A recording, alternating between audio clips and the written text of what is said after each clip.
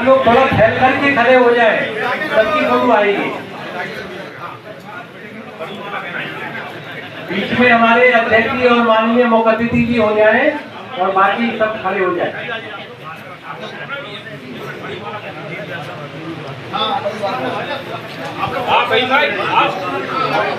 तो आज के सम्मान की विशेष माला भूपेंद्र लाल जी ने मंगाई है, वो माला अध्यक्ष जी को पहनाई जा रही है।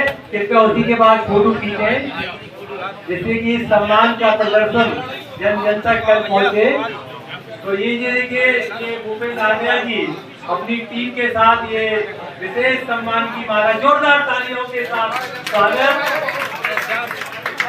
ये हमारे आज के कार्यक्रम के मुख्य अतिथि सदर विधायक जी और अध्यक्ष जी को ये सामूहिक रूप से ये सम्मान। भैया मोबाइल थोड़ा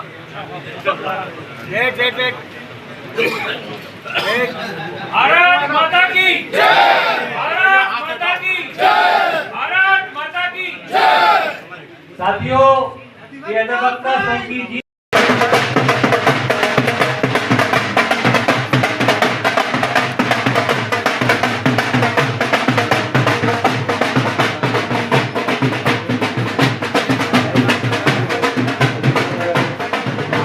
भारत माता की, बाबा साहब, बाबा साहब, बाबा साहब, बाबा साहब, बाबा साहब।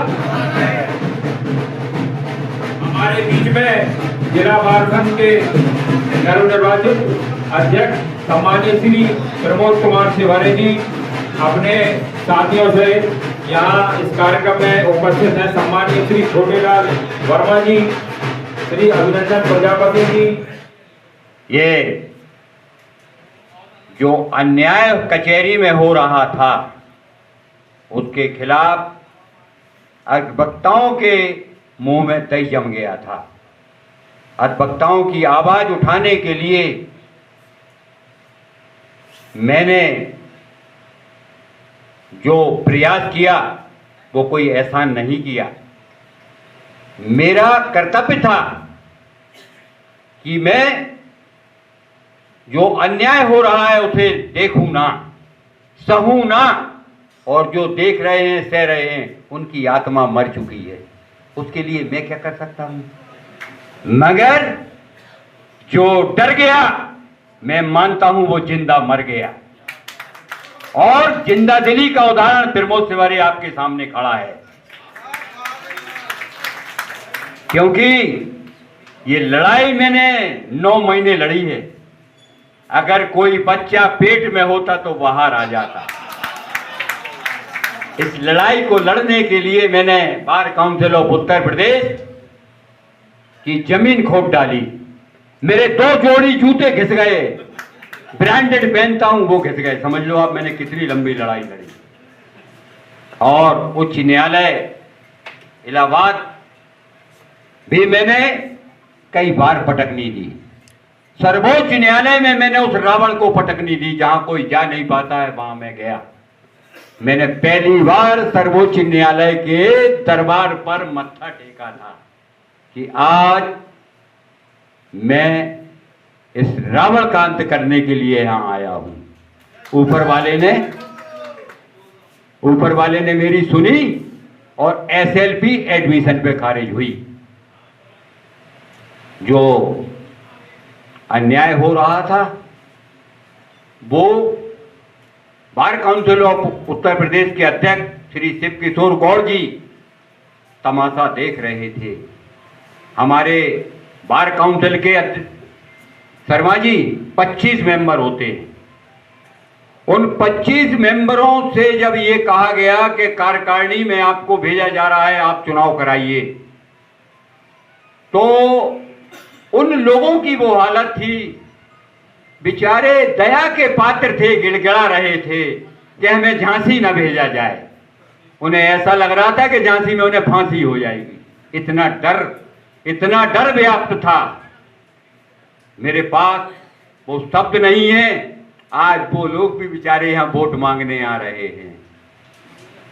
आप लोग कौन से, मैं हाथ जोड़ के विनम्र प्रार्थना करता हूं कि जिन लोगों ने इस लड़ाई में, इस युद्ध में साथ दिया है, आप अपना वोट प्रथम वरीयता को उन्हीं को दें जिसने इस जंग में साथ दिया है। ये जंग था, ये लड़ाई नहीं थी, ये संघर्ष नहीं था, ये जंग था भारत और पाकिस्तान जैसा। जब पाकिस्तान का क्रिकेट होता है विधायक जी, तो सारे लोग अपना घर का सारा काम छोड़ देते हैं और वो मैच को देखते हैं। तो इस मेरे मैच को भी लोग देख रहे थे कि ये मैच कौन जीतेगा, मगर जब इस सम्मानित मंच का साथ था और आप लोगों का साथ था, तो हारता कौन, ये तो आप सब जानते हैं। हारने वाला तो उसी दिन हार गया था जब उसकी एसएलपी खारिज हुई थी। उसको मेरे सामने आत्मसमर्पण करना चाहिए था, मगर मगरूर और हठधर्मी, अपने आप को योद्धा कहने वाला नपुंसक मेरे से कह रहा था कि युद्ध करो। विधायक जी, अब मैं कह रहा हूं, खुली चुनौती है, मैं युद्ध को भी तैयार हूं। अगर वो अखाड़े में चाहे तो अखाड़े में कुश्ती लड़ूंगा, और अगर वो डंडे से चाहे तो मैं डंडे से लड़ूंगा, और हाथ पैरों से चाहे तो मैं हाथ पैरों से लड़ने को तैयार हूं। अब मेरे साथ एक तो अधिवक्ताओं की ताकत है और नगर विधायक का भी आशीर्वाद है। नगर विधायक का आशीर्वाद मालूम कितना भारी होता है, लाखों में होता है। विधायक जी, कितनी संख्या है आपके मतदाताओं की? 4.5 लाख के प्रतिनिधि का आशीर्वाद है। और जिन भाइयों ने मेरा साथ दिया उनको बहुत बहुत बधाई, वंदन नमन उनका। और जिन्होंने साथ नहीं दिया उनकी मजबूरी रही, साथ सारे लोग मेरा देना चाहते थे, क्योंकि जब मुझे 60% वोट मिला है इसका मतलब सारे लोग मेरे साथ थे। मगर वो डरपोक भाई जो मेरे साथ नहीं थे, मैं उनका भी दिल जीतने का कार्य करूंगा, और आप लोगों के काम बाद में करूंगा, पहले उनके करूंगा, जिससे उनकी आत्मा को ये धिक्कार हो कि मैंने गलती की है, मगर प्रमोद तिवारी गलती नहीं कर रहा है। क्योंकि ये आज जो मंच साझा हो रहा है, मैं अपने आप को गौरवान्वित महसूस समझ रहा हूं।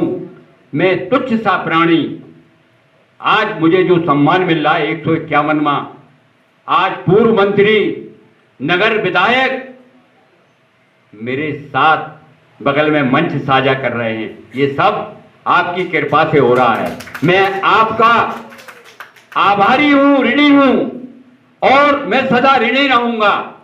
मैं पहले टाटा और वाइवा करता था, अब मेरा छोटा भाई हो या बड़ा, मैं उनको दोनों हाथ जोड़ के वंदन करता हूं, बहनों को वंदन करता हूं, पत्रकार बंधुओं को वंदन करता हूं, और अपने सीनियर अधिवक्ता जिनके मैंने पैर छुए हैं, मैं आपको विश्वास दिलाता हूं जब तक जीऊंगा तब तक उनके पैर छूऊंगा। रही बात चुनाव की, तो अब चुनाव तो हुआ खत्म, मगर मान सम्मान जो मुझे मिला है, मैं उस सब का आपका ऋणी हूं, आपका कर्जदार हूं, साहूकार का बेटा हूं, तो अपने फर्ज से आपका कर्ज अदा करूंगा, ये मैं आपको विश्वास दिलाता हूं। समाज के शोषित पीड़ित व्यापारी और कर्मचारी बंधुओं का भी बहुत शोषण हुआ है। 2.5 साल ये मेरे को जो मालाएं पहनाई जा रही हैं अधिवक्ताओं के अलावा, मैं अभी तक 7,500 मालाएं पहन चुका हूं विधायक जी, आपके आशीर्वाद से। और आज ये इतनी मोटी माला है, ये मेरे वजन के बराबर माला है। ये भूपेंद्र जी, ये माला का बोझ मैं कैसे उठाऊंगा, मैं बच्चा जी मैं कैसे उठाऊंगा, मैं नहीं बता सकता, मगर वक्त आएगा तो मेरे खून का एक एक कतरा भी आपके लिए समर्पित है। क्योंकि ये जंग मेरी रावण से है, और रावण मायावी है, मुझे कुछ भी हो सकता है। मैंने अपनी जान की परवाह न करते हुए आपके सम्मान के लिए अपनी जान लगा दी है, और मैं विश्वास दिलाता हूं, अभी हमारे कुछ मंत्री लोग कह रहे थे कि सफाई हुई है। सफाई तो अभी गंदगी की हुई है, कचहरी जिनने गंदगी की है उनकी भी सफाई होना अभी बाकी है।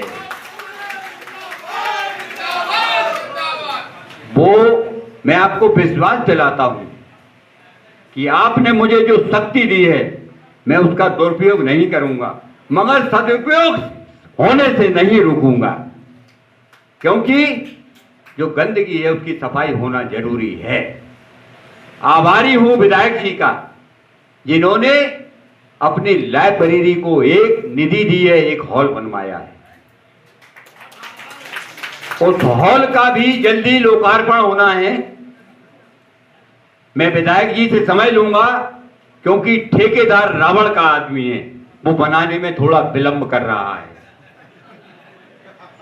तो उस ठेकेदार की भी थोड़ी सी चाबी कसना पड़ेगी, तब जल्दी से जल्दी उस भवन का उद्घाटन होगा। और विधायक जी, वकील बहुत कमजोर है, वकील के पास बैठने के लिए स्थान नहीं है। आप निकलते हैं, आप देखते हैं कि रोड पर वकील बैठा हुआ है, पढ़ा लिखा आदमी, जिसके घर में बंगला है, कार है, वो रोड पर बैठा हुआ है।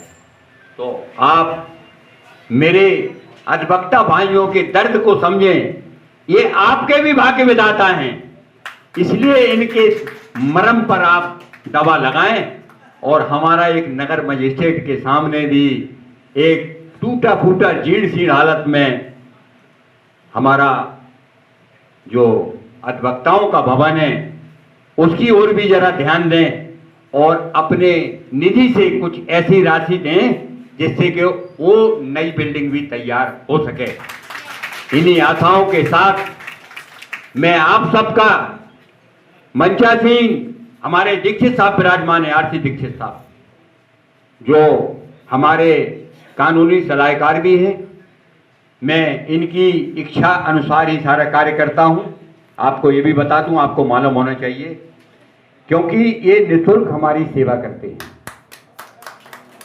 और मेरे चुनाव संयोजक, मुख्य चुनाव संयोजक देवेंद्र जी, यहाँ देवेंद्र दोबे साहब, जो बुंदेलखंड डिग्री कॉलेज के अध्यक्ष रहे हैं और वर्तमान में मेरे जूनियर भी हैं, वो यहाँ उपस्थित नहीं हैं। उन्होंने कड़ी मेहनत के साथ मेरे चुनाव को इस तरह मैनेज किया। विधायक जी, मुझे तो ये लगता है कि आप हमेशा इसी तरह विधायक बन जाते हैं। मैंने ना कोई फर्श बिछाया, ना कोई मीटिंग की बात की, ना मैंने कोई पार्टी की बात की, ना मैंने कोई चार्ट पार्टी की बात की। सारा इंतजाम मुझे तैयार मिलता था, आकर के मैं भाषण देता था, फीता काट के चला जाता था। आपके पास ऐसे योद्धा हैं। मैंने 5 पंच प्यारे देखे थे, उन 5 पंच प्यारों में मुख्य मेरा था देवेंद्र दुबे। अन्य लोगों में मेरे चंद्रभान आदमी यहाँ उपस्थित हैं, वो सहायक थे। मैं उनका भी हार्दिक वंदन करता हूं। जो मेरे जूनियर भी रहे हैं, उन्होंने पूर्ण सहयोग किया है। और बीरेंद्र सिंह यादव जी यहाँ नहीं है, किन कारण से नहीं आए, मैंने उनको आमंत्रित किया था, वो भी मेरे चुनाव संयोजक रहे हैं। सुधीर सिंह गौर जी मेरे चुनाव संयोजक रहे हैं। तो मेरे पास 5 रत्न थे, उन 5 रत्न ने विधायक जी मुझे सुपरस्टार बना दिया। आज मैं आपकी कृपा से अमिताभ बच्चन की तरह सुपरस्टार हूं, और अनेकों लोग इस आपके भाई की सेल्फी लेने के लिए आते हैं, माला पहनाने के लिए आते हैं, और मिठाई खिलाने के लिए आते हैं। मुझे विधायक जी इतनी मालाएं और मिठाई दी जा रही है कि मैं रोज आपकी तरह बांट रहा हूं। खाओ भैया खाओ, ये आपके आशीर्वाद से मिठाई आई है, मेरी कोई कृपा नहीं है, तुम्हारी कृपा से ये मिठाई आई है। तो क्योंकि और भी वक्ता हैं, उनको भी सुनना है। देखो, हम लोग तो भैया बोलने के ही खाते हैं और बोलने की फीस लेते हैं, तो अब तो मुफ्त में बोल रहे हैं। इसलिए मैं आप सबका आभार व्यक्त करता हूं। जो आपने विधायक जी का इंतजार किया, उनकी ओर से मैं क्षमा चाहता हूं, क्योंकि वो हम आप सबके जननायक हैं, नेता हैं, तो नेता का इंतजार तो करना ही पड़ेगा। इसलिए जो यहाँ पहले आए और उन्हें इंतजार किया, उनका मैं बहुत आभार व्यक्त करता हूं। सारे मंचासीन लोगों का आभार व्यक्त करता हूं, पत्रकार बंधुओं का भी आभार व्यक्त करता हूं, और हमारे मीडिया प्रभारी एहसान भाई और पवन झा जी हैं, जो उन्होंने मुझे कागर में सागर भर दिया, जाने फेसबुक और व्हाट्सएप के माध्यम से प्रदेश नहीं देश में पहुंचा दिया। अब आप बात करते हैं गंदगी की। मैं जिस देश में रहता हूं उस देश के यशस्वी प्रधानमंत्री का विजन है स्वच्छ भारत।